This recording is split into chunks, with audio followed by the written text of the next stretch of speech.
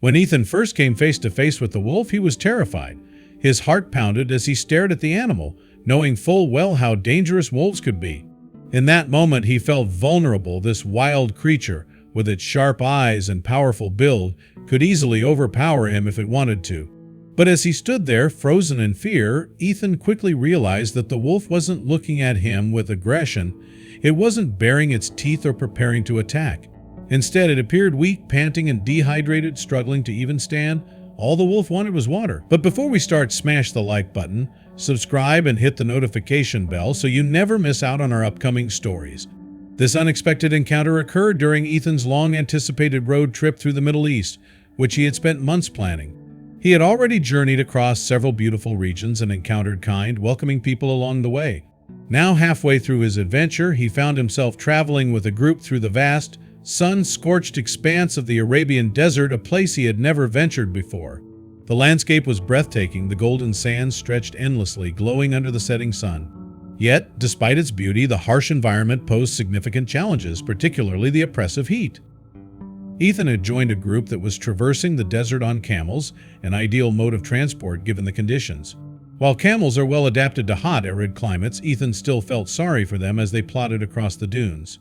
The heat was relentless, and the group had to seek shade whenever they could find it, usually under makeshift tents along their route. As the journey progressed, the sun bore down even harder, and Ethan found himself increasingly parched. But he knew relief would come soon. He would reach the camp by evening, where he could drink cool water and rest. The same could not be said for the wildlife that roamed the desert, including the lone, thirsty wolf that now stood before him. This wasn't Ethan's first sighting of an Arabian wolf. His tour guide had warned him about them, emphasizing that while these wolves did not usually attack humans, it was essential to be cautious around them. Arabian wolves are native to the region, and while they have adapted to the desert's harsh conditions, this particular wolf was clearly struggling. Ethan could see it was suffering from dehydration. The animal's body was visibly exhausted, and its tongue lolled out as it panted for breath. This sight struck a chord in Ethan. He felt a pang of sympathy for the creature, despite the fear coursing through him. He remembered that he had a bottle of water in his bag. As he slowly rummaged through his backpack, he kept a wary eye on the wolf, unsure of how it might react. When he finally retrieved the water bottle, the wolf's gaze followed his every move. Ethan's heart ached as he met its eyes. They looked sad and desperate. He was well aware of the risks of approaching a wild animal, especially one as powerful as a wolf, but his compassion overpowered his fear. He knew he had to try to help. Ethan's hand trembled as he unscrewed the cap and cautiously approached the wolf. He spoke softly, hoping to reassure the animal of his good intentions, even if it couldn't understand his words. Taking a few careful steps closer, Ethan braced himself for the wolf's reaction. To his relief, the animal did not growl or act aggressively. Instead, it watched him intently, as if it understood what he was trying to do. Finally, he tilted the bottle, allowing water to trickle out onto the sand. The wolf lunged forward, but not at him. It eagerly lapped up the water, drinking as much as it could. Ethan stood there, amazed. It was as if a connection had been formed between them, built on mutual trust. As the wolf drank, Ethan could see it visibly regaining strength. The animal's body, previously weak and frail, seemed to come to life again. When the bottle was emptied, Ethan spoke gently to it, saying, "That's all I had, buddy." He smiled, feeling a sense of fulfillment. He had helped an animal in need, and for a moment he felt proud of himself for making a difference, however small it might have been. With a satisfied look, he turned and began to walk back towards the camp, expecting this encounter to be over. However, as he made his way back across the dunes, Ethan soon realized that the wolf was following him. Every time he looked over his shoulder, the animal was there, trailing behind at a cautious distance. Initially, he felt a pang of anxiety.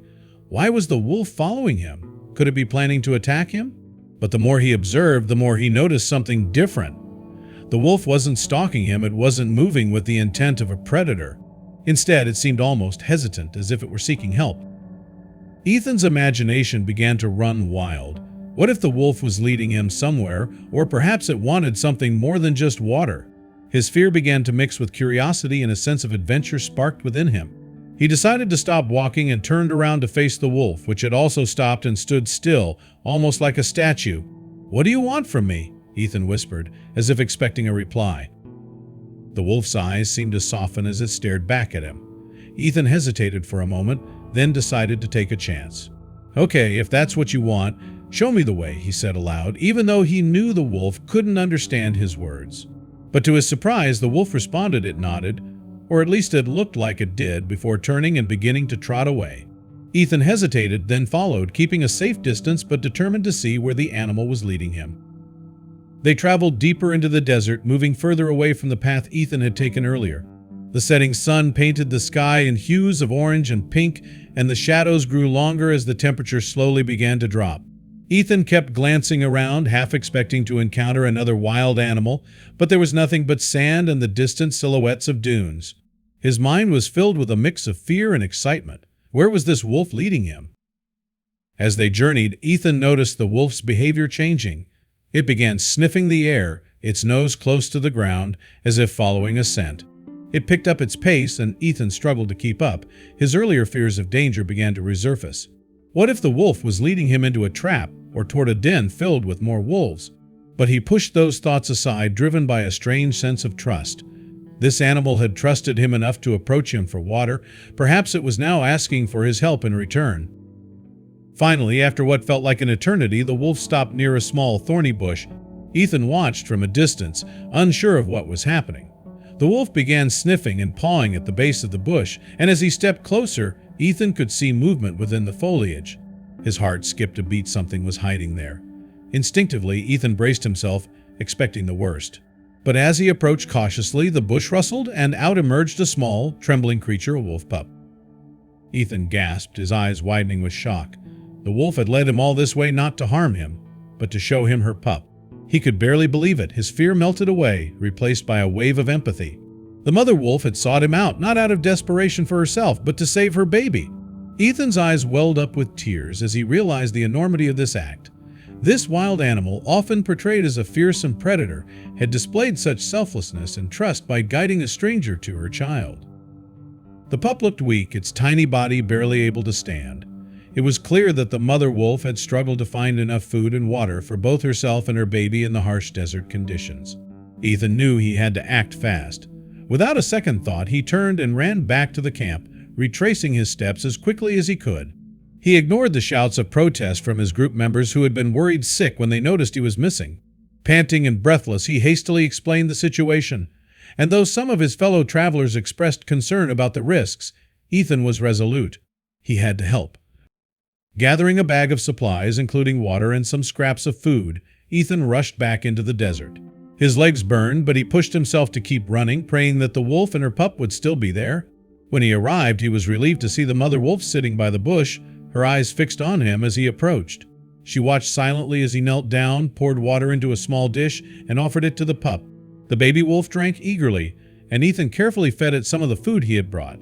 The mother wolf stayed close, her eyes never leaving her pup, but she showed no signs of aggression towards Ethan. It was as if she understood that he was there to help. For a while, Ethan sat with them, watching as the pup regained its strength. The mother wolf allowed him to gently pet her, something he would have never dared to do just hours earlier. As he sat there, a deep sense of peace washed over him. This moment, this connection between human and animal, was something he would never forget.